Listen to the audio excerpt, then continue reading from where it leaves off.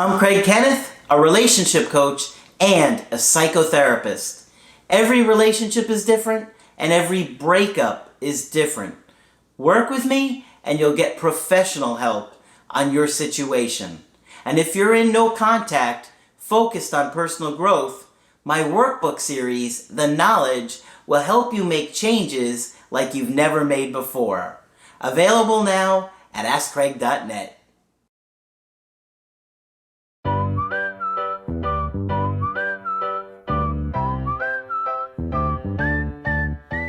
Hi there, I'm Coach Craig Kenneth, and in this video I'm going to be talking to you about don't make the breakup easier for them. So what do I mean by that? Well, a lot of times when we're in a breakup, we continue to reach out to our ex. We try doing things like grand gestures, handwritten letters, good reminder texts, and all that does is let them know that you still want them, okay? If somebody ends the relationship with you, you don't want them to think that you're still gonna chase them, especially if they're gonna start dating somebody else. Because then it looks like, oh, you can go out and do whatever you want, and I'm just gonna be sitting here waiting for you. They're not gonna respect you, they're gonna lose interest in you, and their attraction is going to go down for you. So I've got an email coaching today that I thought you guys would enjoy hearing. It's from a couple in their early 50s. Now, they were friends for 10 years before their 15-year relationship.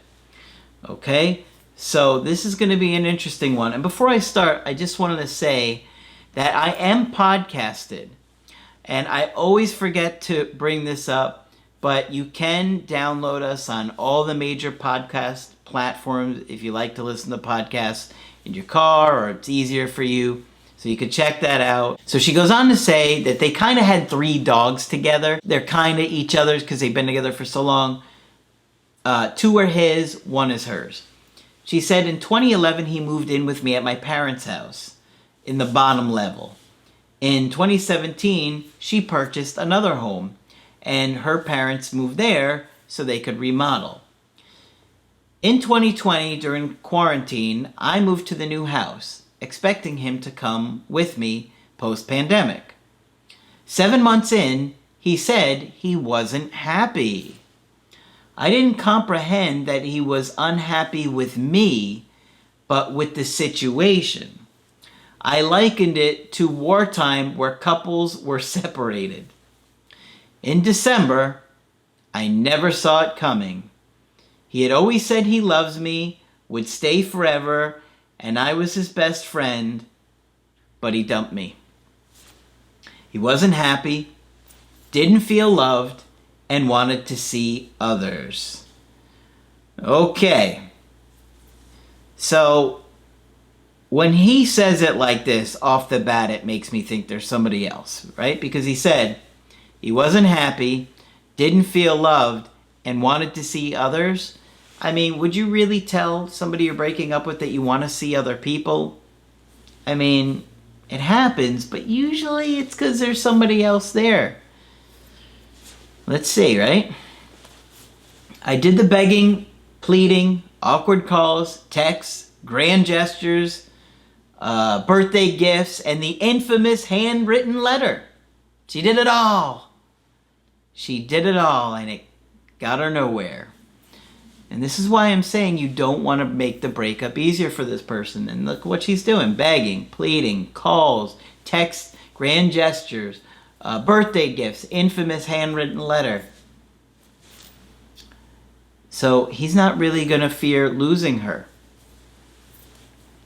He insisted he was unhappy even before the pandemic. He worked all the time.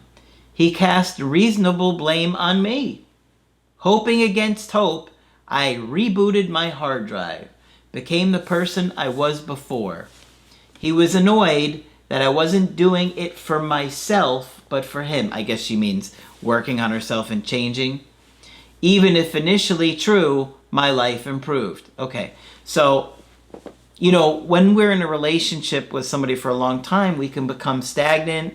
We don't court them anymore. We don't take them places. We take them for granted and we take advantage of them. And you can't do that. You can't take people for granted, because if you do, and I'm not saying this is all her fault here, because I certainly don't think it is, but it sounds like he had told her or needed her to make some changes and she didn't. And so he started looking elsewhere, is what I'm pretty sure is going to happen here. In April, I accessed phone logs and found another number listed far back as November. I'm not surprised.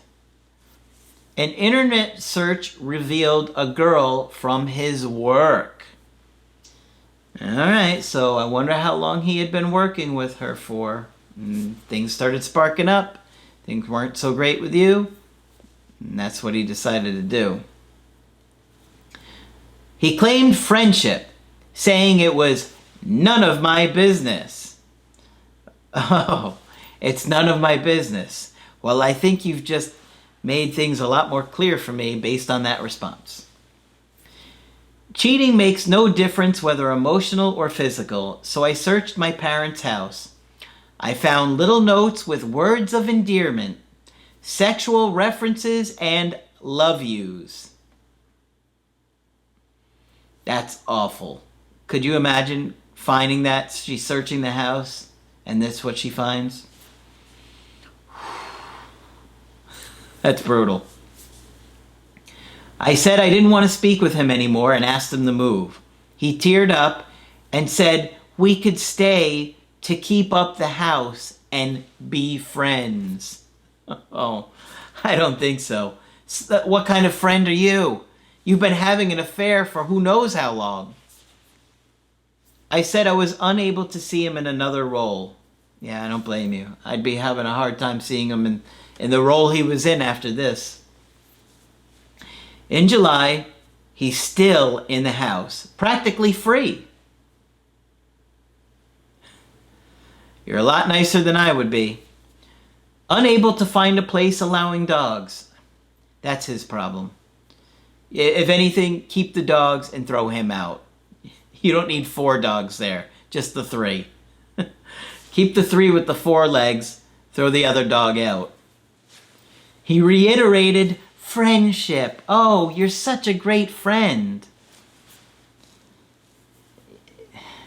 He's using her. He's using her. That's what I think. I cannot condone lining up someone, turning it into all the people he used to talk about. So I guess he used to badmouth people that used to do this, and now he's doing it. He acted as if his actions were justified, though contradictory to his previous morals, and as if I was the one being unreasonable, stating, I might change my mind. Oh, good. You might change your mind. I'll put my life on hold while you continue your affair, living here practically free, and maybe, just maybe, you'll change your mind. I gotta stop being so unreasonable here. I'm so crazy. This guy's infuriating, okay? He's infuriating, and I think he's taking advantage of you, and I would get him out of that house. He had difficulty meeting my eyes, but said I looked good.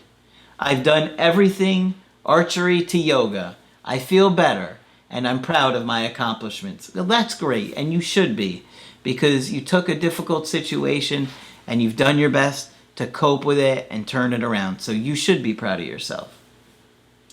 He had stated, when one door closes, another door opens. Oh, man.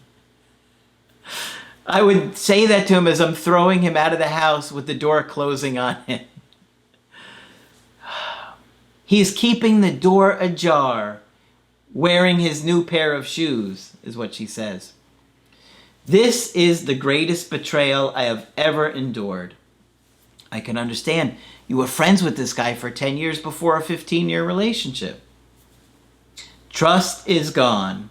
Though I told him I forgave him and myself, I cannot completely move on with him still in my house. No, of course you couldn't. It'd be making you nuts. He comes home late or he goes anywhere, it's going to make you crazy knowing that he's probably going to see her. He wanted to live life without me. It's time for him to live that life he chose so I can live mine. Yes, I agree with you. I don't think he appreciated the value I brought to the relationship, taking on the financial and housing stress for both of us. How do I reach closure? I'm worried about the dogs. Well, there's only 3 dogs you need to worry about here, and they have 4 legs and probably a tail. The other one, get him out of the house. Okay, he's bringing in disease. He's bringing in all kinds of stuff. You should be angry at this guy. I don't know what happened in the relationship. Maybe you were neglectful. Maybe you guys grew apart over the years. Finding blame isn't really going to change anything. You know, looking at yourself and figuring out what you could do differently to be a better partner and make sure you don't make these mistakes with anybody else is the more important thing. But don't let him take advantage of you. And I think that he is. He's been there for like 6 months now, practically living there for free. If anything, say, I'll take care of the dog till you get your own place. If you're worried about the dog, you know. And I would say it would be really healthy for you to be angry at him and, you know, realize that this betrayal had gone on for a long time. He never really came clean about it. The only reason you found out is because you investigated. Now, it sounded suspicious even by the excuses he gave you when he wanted to break up with you. But, you know, most people aren't going to realize that because you're so overwhelmed and anxious and sad over everything. But, you know, you have a right to be happy again. And if you decide not to take him back, that would be completely understandable. I don't think I would take him back. If he does want to repair this with you, I would make him work very hard, because it will be very hard to trust him again after what he's done here. There's a lot of deceit and lies, and who knows what kind of things were going on for how long. I think you said back in November that you started seeing phone things, but who knows, maybe stuff was going on at work because he works with this woman. Anger would help you process this and deal with this. Get in therapy, talk about it. The more you process it and deal with it, the easier it will be for you to move on and to find somebody else that can make you happy. Don't make this breakup any easier for him than it already has been. I mean, think about how easy this has been for him. He's living with you, hardly paying any bills, getting to go out with this other woman, getting you, like keeping you in his life, and then keeping you hanging on by saying, well, I might change my mind, and acting like you're unreasonable for wanting him out. You're doing the grand gesture, the handwritten letter, all those things. Don't make this easier for him. He's the one that deserves to struggle after this breakup. He's the one that should have to be feeling the pain, not making it easier for him by letting him know that he could still have you if he wants you. And if it doesn't work out with this other woman, then he could just get you back like that. So, process and deal with it, and I would show him no interest. I would not be polite. I would not be kind. I would be business only with him at this point. You need to move out. This is the date you have to get out by. I will take the dog or the dogs until you can get your own place. If you want to do that, if you don't want to do that, it's not really up to him. But I know you care about the animals, which is understandable.